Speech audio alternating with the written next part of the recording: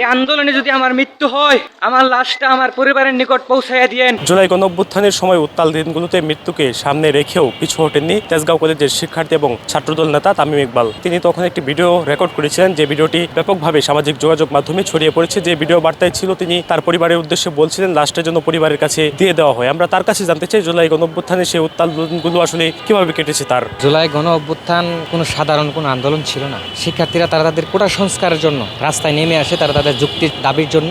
তখনই আমাদের এই নিরহ নিরস্ত্র শিক্ষার্থীদের উপরে আপনার এই রাষ্ট্রযন্ত্র, পুলিশ, বিজিবি, ওনারা আমাদের উপরে গুলি চালাতে থাকে। আপনার মনে আছে 11 জুলাই যখন শাহবাগে বাংলা ব্লকেট কর্মসূচি পালন করছিলাম, তখন আমরা পুলিশের ব্যারিকেড ভেঙে গিয়ে আমরা রাস্তা অবরোধ করেছিলাম। সেদিন তৎকালীন স্বরাষ্ট্রমন্ত্রী আসাদুজ্জামান খান কামাল বলেছিল যে শিক্ষার্থীরা লিমিট ক্রস করে যাচ্ছে। তখন তার এই কথার প্রতিবাদে আমরা এর পরের দিন আবার বিভিন্ন রাস্তার মোড়ে মোড়ে এবং বিশ্ববিদ্যালয় ক্যাম্পাসগুলিতে আমরা আমাদের আন্দোলন সংগঠিত করি। আপনি জানেন যে আমরা যখন একটা যৌক্তিক আন্দোলন নিয়ে রাস্তায় ছিলাম, আমাদের কাছে কোনো অস্ত্র ছিল না, আমাদের কোনো কিছু ছিল না, তখন এই দেশের রাষ্ট্রযন্ত্র এবং খুনি হাসিনা আমাদের উপরে নির্মমভাবে নৃশংসভাবে হত্যাযজ্ঞ চালায়। 16 জুলাই যখন আবু সাইদ এবং ওয়াসিম আকরাম শহীদ হন, সেদিনই আমরা ধরে নিয়েছিলাম যে এই খুনি হাসিনা আর একদিন ওই দেশের রাষ্ট্র ক্ষমতায় অধিষ্ঠিত থাকতে পারে না। তারপর আমরা জীবন মৃত্যুর ভয়কে তুচ্ছ করে আমরা এই আন্দোলনে ছিলাম এবং এই আন্দোলনের এক পর্যায়ে মনে হয়েছিল যে আজকে বুঝে আমার জীবনের শেষ দিন, হয়তো আমি আর বাসায় ফিরে যাওয়া হবে না। তখন এক পর্যায়ে মনে হয়েছিল যে আমি আমার মোবাইলে একটা ভিডিও রেকর্ড করে রাখি, যেন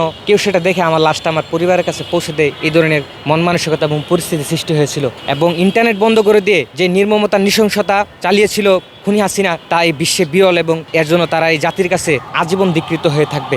এবং আমরা সেই 5 আগস্টে এই খুনি হাসিনার পতনের মধ্য দিয়ে আমরা এই দেশের ফ্যাসিস্টকে বিতাড়িত করেছি। এবং আপনি জানেন যে 5 আগস্টের দিনেও আপনার দুপুরের দিকে আশুলিয়াতে আপনি দেখেছেন যে শিক্ষার্থীদেরকে গুলি করে হত্যা করার পর পুলিশের পিজন ভ্যানে তুলে আপনার কীভাবে পুড়িয়ে দেওয়া হয়েছিল।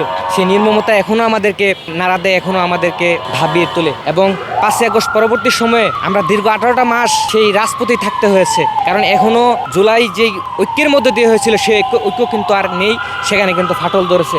আমরা দেখতে পাই যে সংসদের মধ্যে সরকারি দল এবং বিরোধী দলের মধ্যে যে অনৈক্য জুলাইয়ের প্রশ্নে, জাতির প্রশ্নে, দেশের প্রশ্নে, এর ফলেই কিন্তু দিল্লি থেকে খুনি হাসিনা এখনও এই দেশে ফিরে আসার দৃষ্টতা দেখায়। এখনও ছাত্রলীগ বলে যে ডিসেম্বরে তারা খেলা হবে, তারা খেলতে চায়। তবে আমরা স্পষ্ট করে বলতে চাই যে খুনি হাসিনা যদি এই দেশে পা রাখে, তার জায়গা রয়েছে কন্ডেম সেলে এবং ফাঁসির কাস্টে তাকে ঝুলিয়ে যেই শেষ কাজটি রয়েছে সেটি আমরা সফল করব ইনশাল্লাহ। এবং ছাত্রলীগ সন্ত্রাসীদেরকে আমরা আমাদের সর্বশক্তি দিয়ে এই দেশের শান্তি প্রতিষ্ঠার জন্য মোকাবেলা করব। এবং এই জুলাই আন্দোলন কোনো একক রাজনৈতিক শক্তি কিংবা গোষ্ঠী কিংবা দলের নয়, এই আন্দোলন সকলের। এবং আমরা আওয়ামী লীগের প্রশ্নে, আপনার এই ফ্যাসিস্টের প্রশ্নে আমরা যেভাবে এক হয়েছিলাম, সেই ঐক্য আমাদের ধরে রাখা দরকার, নয়তো কিন্তু আবার এই খুনি হাসিনা এবং ফ্যাসিস্ট হাসিনা আপনার ফিরে আসার দৃষ্টতা দেখাতে পারে।